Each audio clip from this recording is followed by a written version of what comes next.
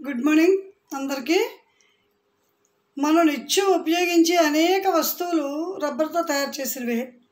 మనకి ఎంతో ఉపయోగపడే టైర్లు కానీ, ట్యూబులు కానీ, గొట్టాలు కానీ, వానకోట్లు కానీ, కార్పెట్స్ కానీ, ఆట వస్తువులు, కరెంటు తీగల మీద షాక్ కొట్టకుండా వాటి మీద వాడే పల్చని పొర, ఇలా అనేక రకాలుగా ఉపయోగపడే రబ్బర్కి ప్రకృతిలో అతి ప్రాచీనమైన చరిత్ర అయితే ఉంది.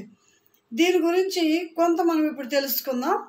రబ్బర్ అనేది మొక్కల నుంచి కారే పాల లాంటి పదార్థం. దీనికి సాగే గుణం చాలా ఎక్కువ.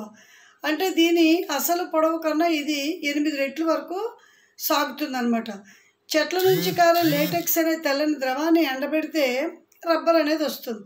ఇలాంటి రబ్బర్ తయారీకి ఉపయోగపడే మొక్కలు సుమారు 400 రకాలకు మించే ఉన్నాయి.